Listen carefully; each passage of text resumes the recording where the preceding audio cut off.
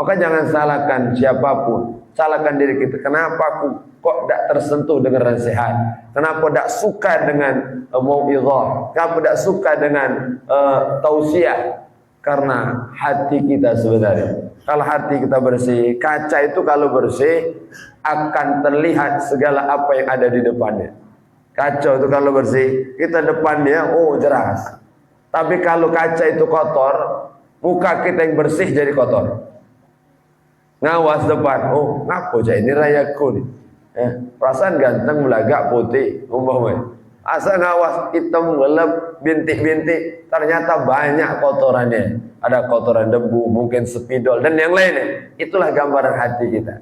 Jadi hati kita ini kalau bersih, baik, dia akan suka dengan yang baik-baik. Maka tidak ada istilah orang ngomong minta maaf. Ada ibu ngadu dengan kita, Ustaz ya, aku nih walaupun mulut kasar, galak ngaitui wong, tapi hati aku ini bersih Ustaz. Dalam hatiku pakam juga ibu.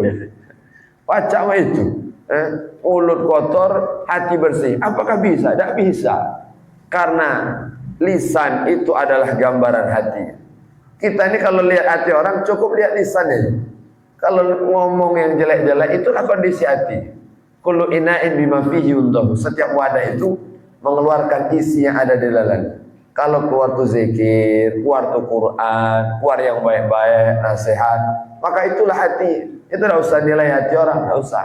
Cukup nilai yang zahir aja. Ada orang ke masjid, ada orang sholat, ada orang sedekah, baiklah itu. Baik deh. Tidak usah nilai. Saya tahu aku hati dia tuh. Kita tidak suruh nilai hati orang. Kita suruh lihat zahir aja. Sudah yang kamu sholat, baiklah itu. Tidak usah suuzon. Apa ngomong itu tiba-tiba kamu sholat? Tidak usah suuzon. Ternyata benar. Pas balik dari masjid, dari musola, sandal kawan hilang. Ngomong itu percaya. Ternyata pas dilihat bukan dia. Masya Allah. Kadang kita suuzon. Maka jangan. Jaga. Waman akalal halal sofat fikruh. Siapa yang makan halal bersih pikirannya. Tidak berpikir yang kotor-kotor, tidak berpikir yang jahat-jahat, tidak berpikir yang aneh-aneh.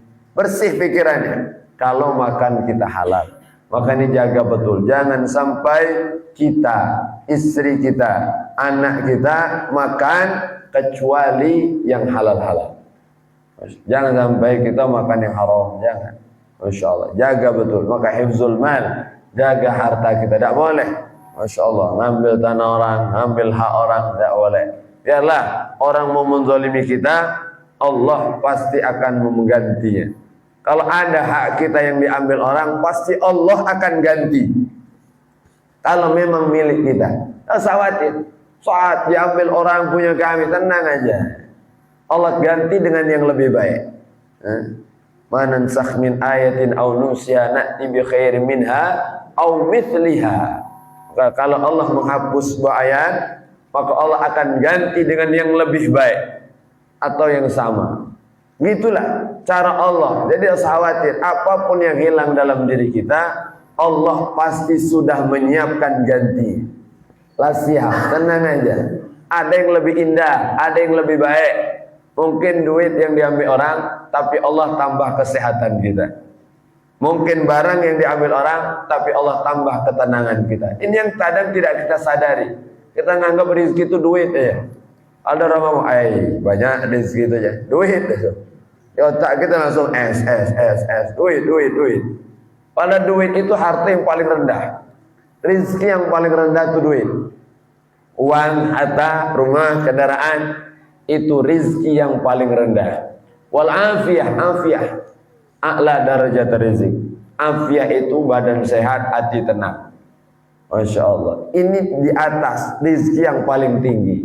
Maka kita cari ketenangan, kebahagiaan di hati kita. Dengan apa kita dapatkan?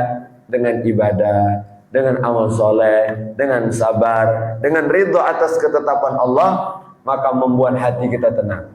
Kita ridho atau tidak ridho, pasti akan tetap ada ujian itu. Oh kita marah, ngapa ya Allah seperti ini? Marah kita. Ujian itu tetap akan ada. Dan rugi kita saat ujian datang, kita pahala tidak ada. Masya Allah, itu yang menyakitkan. Jadi saat kita sabar, memang sakit. namun Allah akan berikan pahala yang sempurna. Innama yuwaffas sabiruna ajrahum bighairi hisab. Allah berikan pahala yang luar biasa tanpa batas untuk mereka yang bersabar. Ujian tetap akan ada. Thamaniyatun tajri 'alan nasi kullihim fala budda lil insani yalqa thamaniyah. Semua kita manusia akan mengalami 8 hal. Pasti tidak ada kejadian 8 ini yang tidak kita alami. Pertama, sururun, bahagia. Pasti pernah senang. Kita ini pasti pernah senang. Kalau ditanya, pernah tidak kita senang? Pasti pernah. Ada orang senang dengan hal kecil. Senang. Pagi ini aja kita alhamdulillah habis sholat. Alhamdulillah. Hati ini ada lain. Rasa yang bahagia luar biasa. Senang. Wa huznun. Ada saatnya sedih. Pernah kita sedih? Pernah kita menangis? Masya Allah. Dari mulai kecil sering nangis. Tak ngaji disebat bak kamu. Tak sekolah di jewer mak. Macam-macam nangis kita. Dari kecil sudah banyak kita nangis. Maka itulah fungsi air mata. Banyu mata ini karena orang tidak keluar air matanya sakit. Ada kita punya guru dosen itu dia ngajar. Tiba-tiba tidak datang. Ternyata ditanya, kenapa Pak Dokter tidak datang? Sakit mata. Kenapa sakitnya? Banyu mata tidak betul. Air mata tidak keluar, harus operasi. Ya Allah. Banyu mata. Jadi kita yang galak nangis, apalagi akhir bulan nangis buntu, ya Allah. Bersyukur. Masih betul kita. Operasi mahal. Mahal ternyata. Keluar ke banyu mata itu. La ilaha illallah. Mana pernah terpikir kita? Keluar banyu mata. Masa kadang kita netes membayangkan hidup ini, ya Allah. Netes air mata. Ternyata itu nikmat. Sehat itu mahal. Jangan habiskan kesehatan kita untuk mencari harta. Saat harta terkumpul, habis untuk cari kesehatan. Ada banyak, duit banyak. Setelah dapat galau-galau, sakit. Untuk berobat sana sini. Luar negeri, Singapura, Jepang, Malaysia, macam-macam. Habis duitnya. Selesai. Kita minta, kalau bisa, duit ada, sehat badan. Itu afiah namanya. Badan sehat, hati tenang. Wah, Masya Allah. Maka nikmat. Maka mudah-mudahan Allah bahagiakan kita dunia akhirat. Amin ya Rabbal. Sururun wa huznun wa ijtima'un wa furqatun. Berkumpul, berpisah. Pasti. Kumpul ada saatnya. Ada waktunya kita berpisah. Tidak selamanya. Kita kumpul majelis salim. Tidak lamanya. Paling lama sejam Ustaz ceramah. Apalagi puasa. Mana sampai sejam. Pagi lah kering mulut deh. Iya, tenang aja. Tidak lama. Kadang kita ini gara-gara nafsu. Lama saya ceramah. Lama majelis salim. Padahal hanya sebentar kalau kita lihat. Lama lah kita tidur. Kita tidur malam aja 8 jam. Itu yang standar. Kalau yang overdosis ada 12 jam tidur. Tidur banyaklah tidur daripada melek. Kita sebentar. Ibadah ini sebentar sekali ya Allah. Tapi kenapa terkadang berat, terasa lama, terasa panjang, itulah nafsu kita. Nafsu itu inna nafsala amaratun bisu. Nafsu ini ngajak jahat. Ngajak dah baik nafsu ini. Kalau kita majelis salim tidak lama. Habis majelis salim nak tidur sampai sore, tidurlah. Sebentar, nahan sebentar aja Allah. Tapi memang ini berat. Hanya orang-orang yang dipilih Allah yang dimampukan untuk mengisi waktunya dengan ibadah. Dipilih Allah, itu yang luar biasa. Masya Allah. Wajtima'un wa furqatun, pasti berpisah. Tak lama kita. Hidup di dunia ini tak lama. Baina sitin wa sab'in, 60-70. Ada yang lebih 80. Alhamdulillah dapat doa dari Nabi.